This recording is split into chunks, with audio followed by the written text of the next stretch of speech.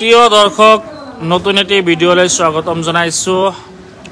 গোৱালপাৰা জিলাৰ লক্ষীপুৰ টাউনৰ মাজমজিয়াত নতুনকৈ আৰু এটা শ্বৰুম মুকলি কৰিছে শ্বাইন মেচিনাৰী। আপোনালোকে ইয়াতে মিনি পাৱাৰ টেলাৰৰ পৰা আৰম্ভ কৰি আপোনালোকে ইয়াতে পাব ৰাইচ মিল। আৰু প্ৰথমে আপোনালোকক লোকেশ্যনটো দেখাই আছো।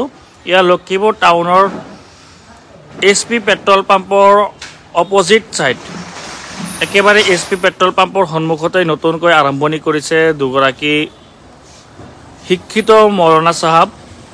আৰু মৌলানা সাহাবৰ পৰা দুই এষাৰ কথা জানিবলৈ চেষ্টা কৰিম। আপুনি এতিয়াই আমাৰ ভিডিঅ' আপোনালোকে লাইভত যোনসকলে চাই আছে, যদি এতিয়াই অৰ্ডাৰ কৰে বা আপোনাৰ পচন্দ হৈছে তেনেহ'লে আপুনি এতিয়াই অৰ্ডাৰ কৰিব পাৰিব। আমাৰ ভিডিঅ' চাই আপুনি দেখিলে এটা বাম্পাৰ অফাৰ পাব।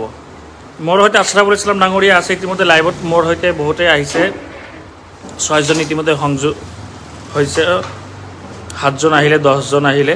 তো আছৰাফুল ইছলাম ডাঙৰীয়া স্বাগতম জনাইছোঁ। ধন্যবাদ জানাইছোঁ। তো আপোনাৰ দোকানৰ নাম আৰু লোকেশ্যনটো প্ৰথমে জনাই দিয়ক।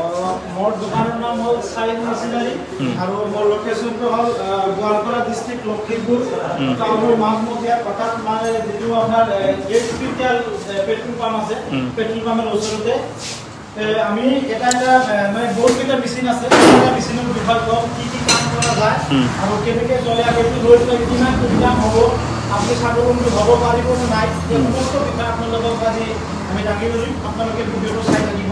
প্ৰথমত এইটো কোনো দৰকাৰ নাই আৰু এইটো মেচিন আপোনাৰ সম্পূৰ্ণ ছিংগেল ফেজ, ঘৰৰ কাৰেণ্টত চলিব, ঘৰুৱা কাৰেণ্টত চলিব, কোনো ধৰণৰ পৰৱৰ্তী কানেকশ্যন নালাগে। তে আমি এইটো কম্বাইন মেচিন কৰোঁ। আৰু সন্মুখত যিটো আপোনালোকক মেচিন দেখুৱাই আছোঁ, এইটো মেচিন হ'ল আপোনাৰ 3-in-1। ইয়াৰ নাম দিছোঁ আমি 3-in-1 ৰাইচ মিল। ইয়াতে আপুনি 3-4টামান কাম কৰিব পাৰে। এটাত আপুনি ধান খুন্দিব পাৰে, এটাত আপুনি পিঠাগুড়ি, হালধি, মছলা, জলকীয়া বা মছলা জাতীয় বিভিন্ন বস্তু আপুনি অৰ্ডাৰ কৰিব পাৰিব। ইয়াতে আপুনি ধান খুন্দিলে ঘণ্টাত আপনার মাত্র খরচ হব 15 টাকা।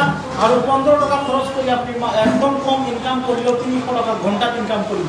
যদি 300 টাকা আপনি ঘন্টা ইনকাম করে, গোটেই দিনত যদি আপনি কাম করে, সে আপনি 10 ঘন্টা কাম করলে 10 ঘন্টা কাম করলে কিন্তু আপনার 3000 টাকা ইনকাম হব। কেনেকৈ হয় হ্যাঁ, এটা মই কৈও আছোঁ। এটা আপনি 1 ঘন্টা 4 মিনিট ধান খুন্দিব পাৰে।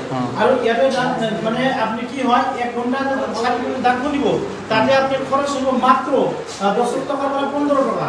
আৰু সাইডে চাব, এইটো আমাৰ কি আছে, গ্ৰিণ্ডাৰ আছে। এইটো দিয়ে আপুনি পিঠাগুড়ি, মাকৈ, তাৰপিছত গেহুৰ পৰা আটা বনাব, যিকোনো বস্তু আপুনি পাউডাৰ কৰিব পাৰিব। আৰু সন্মুখত যিটো চাইছে, এইটো আমাৰ পাতৰ চাকি, মানে এইটো যি চাকি, লোহাৰ চাকি হয়। ইয়াতে আপুনি হালধি, মছলা, জলকীয়া যাৱতীয় বস্তু আপুনি পাউডাৰ কৰিব পাৰিব ঘণ্টাত 10 পৰা 15 কেজিলৈকে। আৰু এইটো একেবাৰে পাউডাৰ হৈ ওলাব। মই মানে কৃষকসকলক বা মানে গাঁৱলীয়া মানুহক অনুৰোধ কৰি আছোঁ, আপোনালোকে নিজে মানে সৰু সুৰা যেনেকৈ যিকোনো এটা বিজনেছ ষ্টাৰ্ট কৰাৰ আগত আমাৰ বহুত মানে ইনভেষ্ট কৰিবলগীয়া হয়। আপোনাৰ এইটো মেচিন যদি ইমান ইনভেষ্ট নহয়, কম ইনভেষ্টত আপুনি এটা বিজনেছ ষ্টাৰ্ট কৰিব পাৰিব। আৰু এইটো বিজনেছ ষ্টাৰ্ট কৰি আপোনাৰ এনেকুৱা কথা, এইটো বিজনেছ যদি আপুনি ষ্টাৰ্ট কৰে, মানে কাষ্টমাৰ আপোনাক খুঁজি মানে কি কৰিব, ঘূৰিব আপোনাক পোৱাৰ কাৰণে। তেনেহ'লে পৃথিৱীত যিমান দিন আছে এইটো বিজনেছ ইমান দিনলৈকে থাকিব। এইটো বিজনেছ কৰাৰ কাৰণে কোনো টাউন বা বজাৰতে আপোনাৰ দোকান কৰা দৰকাৰ নাই। আপুনি ঘৰতে বহিয়ে কিন্তু বিজনেছটো কৰিব পাৰিব।